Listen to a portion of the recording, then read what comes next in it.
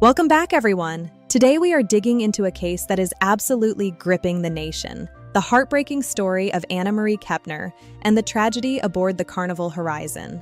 This is a story of a blended family, a dream vacation turned nightmare, and a forensic battle that is just beginning. Let's get right into the details. First, let's talk about Anna Marie Kepner. She was 18, a senior at Titusville High, and a beloved cheerleader. She had her whole life ahead of her. Anna wasn't just a cheerleader, she was driven. She aspired to join the U.S. Navy and eventually become a K-9 police officer. She was a girl with a plan. Then there's the accused, 16-year-old Timothy Hudson, Anna's stepbrother. Because they were so close in age, they were sharing a cabin on this family cruise. They were part of a large blended family that included Anna's father, her stepmother, grandparents, and several younger siblings. It was supposed to be a time of celebration. The family boarded the Carnival Horizon on November 2nd, 2025. It was a 6-night Caribbean cruise that would change their lives forever. Everything seemed fine for the first few days. The family was enjoying the amenities and the beautiful Caribbean waters, unaware of the tragedy looming ahead.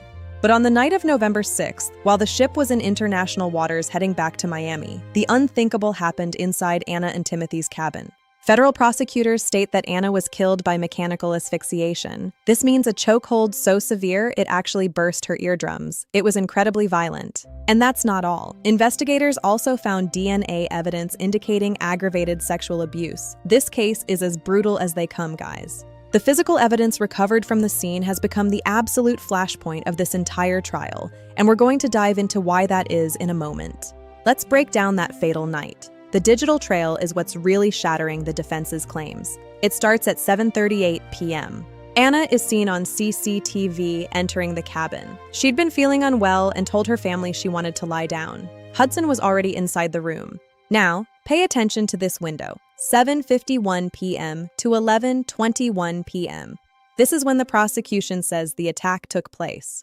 Anna's Apple Watch heart rate monitor was recording everything. But in that window, the telemetry just stopped.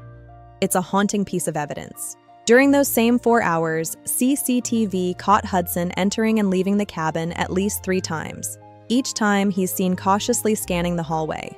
Prosecutors argue this behavior shows he was alert and aware, directly contradicting his family's later claims that he was blacked out from drinking. The next morning, at 11:17 a.m., a cabin steward went to clean the room. What they found was a scene of pure horror. Anna's body had been wrapped in a blanket and shoved under the bed, concealed by life vests. The cover-up was already in motion. But Hudson didn't just hide the body, he also took Anna's phone. Surveillance allegedly caught him throwing it into a trash bin on the other side of the ship. He stood there for 22 seconds. The ship's Wi-Fi actually showed his own phone pinging a router right next to that trash can. The digital trail is massive. Hudson was initially arrested in February, but because he was only 16, he was charged as a juvenile and released to his uncle's care. He was living in the Tampa area with an electronic ankle monitor. This sparked a huge debate about whether a murder suspect should be out in the community. In April, things got serious. A federal grand jury indicted him as an adult for first-degree murder and aggravated sexual abuse. He's facing life in prison now. Hudson has pleaded not guilty. His defense team is now leaning heavily into a very controversial strategy to save him from a life sentence. The defense claims Hudson blacked out and has zero memory of the night. They're trying to blame it on the teens drinking on the ship. But the parents' attorney says there's video evidence proving there was no drinking. This blackout claim is being challenged at every turn. Now let's talk about the forensics. The rape kit DNA is a direct match to Hudson. That's a huge win for the prosecution on the abuse charge. But here's the twist. The defense is hammering on the lack of DNA found on Anna's neck. They're trying to decouple the assault from the murder. Medical examiners also found butalbital, a sedative, in Anna's system. It didn't cause her death, but it made her incredibly vulnerable. Prosecutors argue this sedative left her defenseless against Hudson. It's a key factor in showing how he was able to overpower her so completely. Outside the courtroom, the family is at war. Hudson's step-grandmother, Sonia Ziske, has gone public with some shocking accusations. She's demanding neglect charges against Anna's parents. She says putting unsupervised teens in a cabin with alcohol was a recipe for disaster. It's getting messy, guys. And then there's the custody war over Timothy's 9-year-old sister. His biological father has filed an emergency petition to take her away immediately. He argues it's fundamentally unsafe for a young child to live in a home where her brother is accused of such horrific crimes. The household is completely divided. Stepfather Chris is demanding justice for his daughter, while Chantel is navigating her son facing life in prison. It's an impossible environment for a child. The father argues that forcing a 9-year-old to live in this trauma crossfire is destructive. This family court battle is adding another layer of tragedy to this case. The federal trial is set to begin on September 8, 2026. Because it happened in international waters, the FBI and federal prosecutors are in charge. The world will be watching as the prosecution presents their mountain of digital and DNA evidence. Will the defense's strategy actually work on a jury? Because this happened on a cruise ship in international waters, the legal path is unique. Federal authorities have what's called special maritime jurisdiction.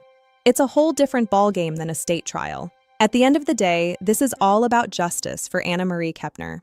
She was a girl with big dreams, and her life was taken far too soon. This means the FBI leads the investigation, and federal judges preside over the case. It's why the trial is taking place in a federal building in Miami, even though the crimes happened miles away at sea. We'll keep you updated as the trial unfolds. Make sure to hit that subscribe button so you don't miss any of our breakdowns on this case. Both the prosecution and the defense are bringing in high-level forensic experts. We're talking about world-class DNA analysts and medical examiners who will be debating every single bruise and fiber found. Anna's dream of being a K-9 officer might have been cut short, but her spirit and her story will continue to inspire those fighting for justice. Every detail matters, from the DNA found under Anna's fingernails to the specific type of blanket used. This trial will be a masterclass in modern forensic science. Rest in peace, Anna Marie. Your family and your community will never stop fighting for you. We'll see you in the next breakdown. Back in Titusville, the community has been rallying around Anna's memory. There have been vigils and fundraisers to support her father and to ensure her name is never forgotten. Thanks for watching, everyone. Drop your thoughts in the comments. What do you think of the blackout defense? See you soon. The support has been overwhelming. It shows just how much Anna was loved and how deeply this tragedy has affected everyone who knew her. It's truly a town in mourning. As we count down to September 8th, the tension is only going to grow. We'll be here to cover every major development as it happens. Don't go anywhere. The weeks leading up to the trial will be critical for both legal teams. We're expecting more evidentiary files to be unsealed, and we'll break those down too. This case reminds us all how precious life is and how quickly everything can change. Our hearts go out to the Kepner family as they navigate this impossible path. We hope that through this trial, the truth will come to light and Anna Marie will finally have the justice she deserves. Until then, stay safe and stay informed. I love you guys so much for all the support and for being such an amazing community. We'll be back very soon with more deep dives and breakdowns. Take care of yourselves and each other. We'll see you in the next one. Bye for now.